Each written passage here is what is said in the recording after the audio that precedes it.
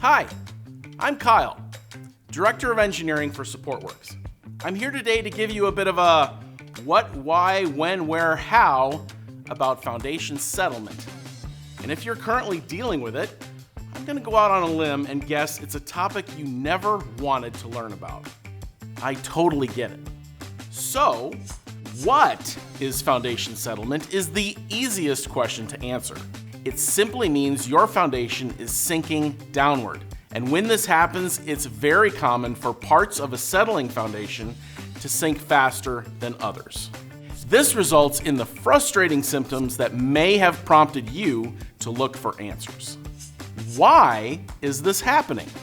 Is the most difficult question to answer, and that's because foundation settlement can be caused by many different things.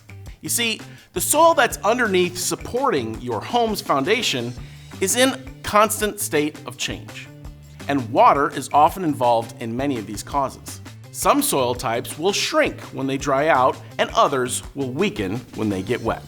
Therefore, long-term weather patterns, how your yard drains, how big nearby trees have become, and a whole bunch of soil science stuff can all play a role.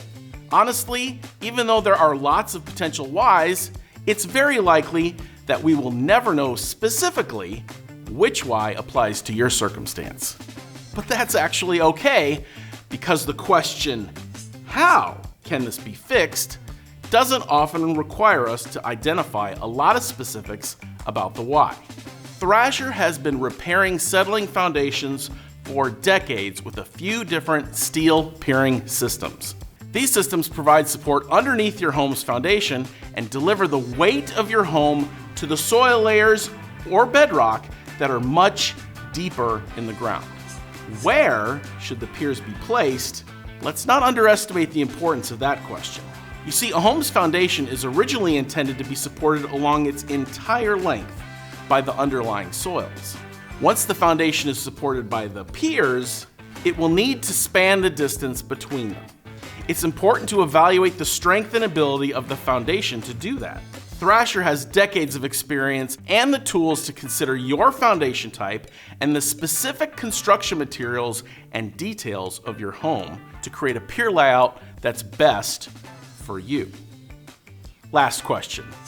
When should this be done? Well, guess what? You're going to have a lot of influence with this one, so let me offer you this advice. The time to repair a settling foundation is when the following two things happen. 1, when you realize that this is not a problem that fixes itself. The future is not often kind to unrepaired settling foundations. Today, repairs are the least complicated that they will ever be.